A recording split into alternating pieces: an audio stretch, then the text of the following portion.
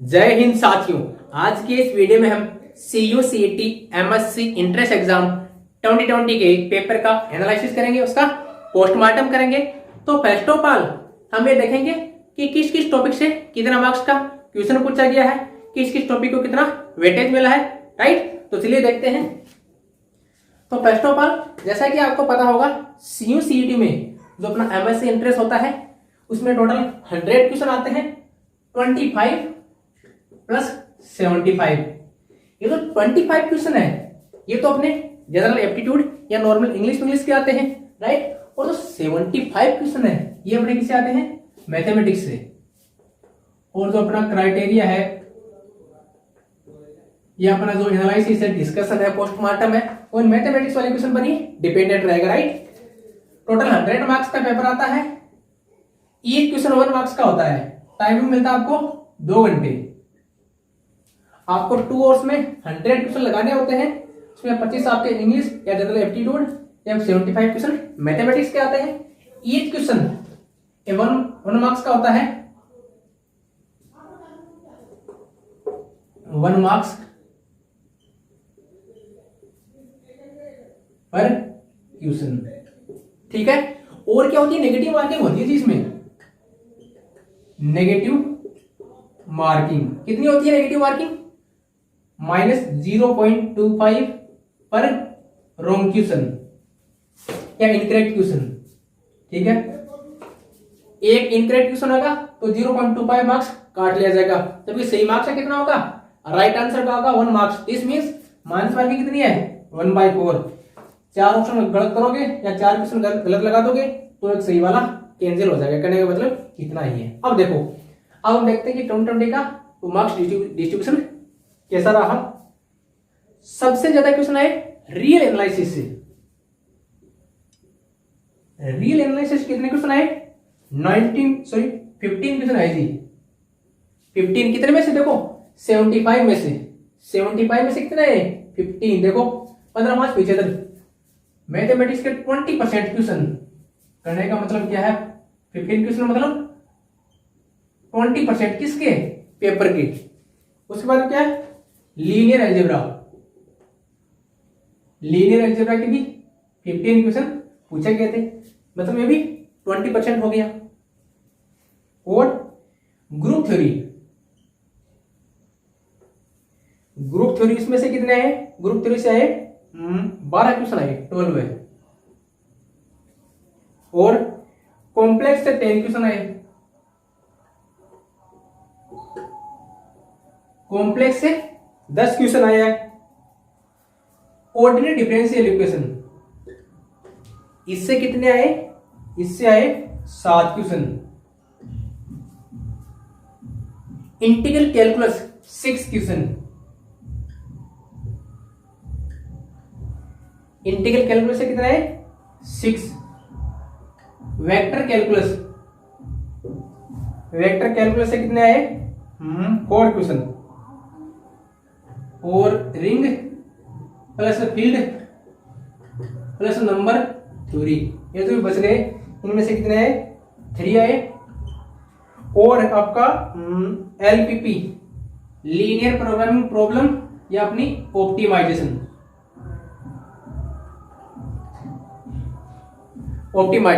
Right. इससे कितने आए, 3 मार्क्स आए। अब देखो 40% ये 12 तो 22 लगभग मोर देन 50%। ये देखो 4 चीज मिलकर के कितना क्वेश्चन दे रही है अपने को, 30, 40, 52। भाई साहब 75 में से 52 क्वेश्चन आ गए। 52 आउट ऑफ 75। अगर ये आ जाए तो 4 टॉपिक देख सकते हो कितना महत्वपूर्ण होंगे। अभी देखो 19 के साथ भी देख लेंगे। वैसे मैंने 16, 17, 18, 19 का एक सेपरेट से वीडियो बना दिया है मार्क्स डिस्ट्रीब्यूशन पे। आप प्लेलिस्ट में जाकर देख सकते हो। उसमें BHU, DU, CU, CET सबके मिल जाएंगे वहां, ठीक है। अब देखो 19 में रियल से 19 क्वेश्चन आए। भाई साहब 19 क्वेश्चन मायने रखते हैं, मतलब ये अबाउट 25% हो गया, 25% ऑफ पेपर। तो मैथमेटिक्स से क्वेश्चन आते हैं, उनमें से इंग्लिश बात तो सब करेंगे, वो तो सबके बराबर है। लीनियर के 14, 2019 की बात चल रही है। ग्रुप थ्योरी के 7 क्वेश्चन, कॉम्प्लेक्स के 10 क्वेश्चन, इसके 11, इंटीग्रल कैलकुलस के कुछ नहीं आया, 3, 5, 4 ना, गलत लिख दिया, 3, 4, 5। ठीक है, अब इसका खेला खत्म। देखो 4 का नंबर जोड़ लो या 5 का जोड़ लो, मोटे मोटे 5 ही है ये। 2020 में real linear group theory, complex analysis, ordinary differential equation, इससे मिलाकर कुल कितने क्वेश्चन आए देखो 30। ये तो कितने हो गए, 30, 40, 52, 59। इसमें तो 59 आ गए इसमें से 2020 में। और 2019 में, 2019 में कितने हैं ये देखो, 33, 40, 50, 61। ओहो, ये तो देखो भंडारा चल गया यहाँ तो भाई साहब, 61 क्वेश्चन। मतलब देखो 75 में से ये देख लो आप, 2020 में कितने आए, 59 आउट ऑफ 75, और 2019 में अपने आए 61 आउट ऑफ 75। अंदाजा लगा लो, देख लो आप। अबाउट आपका 60 मान लो, एवरेज 60 मान लो। देखो 60 आउट ऑफ 75 तो 15, 5, 75, मतलब ये कितना हो गया आपका 80%। आपका मैथमेटिक्स को 80% कौन कवर करता है, ये 5 सब्जेक्ट मिलकर 80% कवर करते हैं। देखो real linear group theory, complex ordinary differential equation, ये लगभग कॉमन है। एक कॉम्प्लेक्स को छोड़ दें तो ये सभी सब में आती है, डीयू में भी आती है, बीएचयू में भी आती है, एचयू में भी आती है, जेएनयू में भी आती है, आईआईटी जेएन में भी आता है। ये कॉमन पार्ट क्या है, real linear group theory, ordinary differential equation, सब में तैयार करना पड़ेगा। तो इतना तैयार कर लो कि इसमें क्वेश्चन गलत ना हो जाए। और क्वेश्चन करने का तरीका मैंने बता दिया, जो वीडियो में बताता हूँ, शॉर्ट ट्रिक वाला फॉर्मूला अप्लाई कर दो। ठीक, अब देखो ये तो हो गया साहब, ये तो सभी तैयार करेंगे, मतलब इसका सिलेक्शन होता है वो भी तैयार करता है, इसका सिलेक्शन नहीं होता वो भी प्रिपेयर करता है। लेकिन सिलेक्शन क्या सबका होता नहीं, सिलेक्शन उसी का होगा जो कुछ एक्स्ट्रा तैयार करेगा, जो एवरेज से थोड़ा सा ज्यादा तैयार करेगा। अब देखो integral calculus vector calculus, ring और ये एलपीपी है ना, इसमें से क्या होता है, 2 3 क्वेश्चन आते हैं। यार देखो 3 क्वेश्चन, 3 क्वेश्चन, 4 क्वेश्चन, 6 क्वेश्चन इसमें नहीं आया है ना। ठीक है, तो हम मान के चलो इसमें 3 क्वेश्चन एवरेज मान के चलो। अब होता क्या है, हम इनको कई बार स्किप कर देते हैं या ये तैयार कर लेते हैं, इनमें 2 क्वेश्चन आएगा, कौन तैयार करेगा इनको। लेकिन नहीं, अब जमाना बदल गया, कंपटीशन बढ़ गया है, थोड़ा थोड़ा आपको सबको देखना पड़ेगा। देखो लगभग जो क्वेश्चन आते हैं सेम टाइप के क्वेश्चन आते हैं। हो सकता है 19 अड़ोस पड़ोस अगल बगल से आ जाए, अड़ोस पड़ोस से आ जाए, अब उसके नेबरहुड से क्वेश्चन आ जाए, जैसे हम डिस्कस करते हैं क्वेश्चन कराते समय, उसके अगल बगल से क्वेश्चन आ सकता है। तो उस टाइप का आप जब क्वेश्चन प्रैक्टिस करते हो तो सारी पॉसिबिलिटी डिस्कस कर लो, इसकी क्या क्या पॉसिबिलिटी है। ठीक है, एलपीपी ऑप्टिमाइजेशन कई बार पूछ लेता है, which of the following is convex set, और उसमें नंबर ऑफ वेरिएबल क्या पूछ लेता है, फिजिबल सॉल्यूशन है कि नहीं है, इस प्रकार का पूछ लेता है। और उसका नॉर्मल वो ग्राफ से मिलता है, कुछ क्वेश्चन ऐसे भी आते हैं जो ग्राफ बनाते तुरंत हो जाते हैं, right.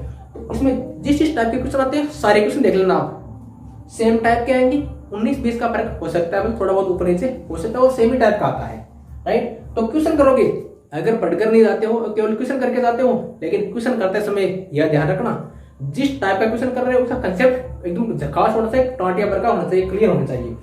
Ring theory, field theory, number theory, इसमें स्टेटमेंट बेस्ड क्वेश्चन आते हैं, सीधा सा आता है स्टेटमेंट बेस्ड। अगर थ्योरम आपको पता है नॉर्मल सा लगा दोगे, राइट, तो ये भी आपके पास अच्छा स्कोर करने के लिए काफी मददगार साबित हो सकता है। वेक्टर कैलकुलस, मतलब ये तो नीचे वाले हैं ना, इनमें से फिक्स टाइप के क्वेश्चन आते हैं भाई साहब, 2-3 क्वेश्चन आते हैं। लेकिन अगर आप प्रीवियस ईयर का पेपर देखोगे तो आपको पता लग जाएगा कि क्वेश्चन यहाँ से आ रहा है, तो जहां से क्वेश्चन आ रहा है वहां उसका एरिया है, उसको सारे को कवर कर लो, और प्रीवियस ईयर प्रैक्टिस करोगे तो टॉपिक ऑटोमेटिकली प्रिपेयर हो जाएगा।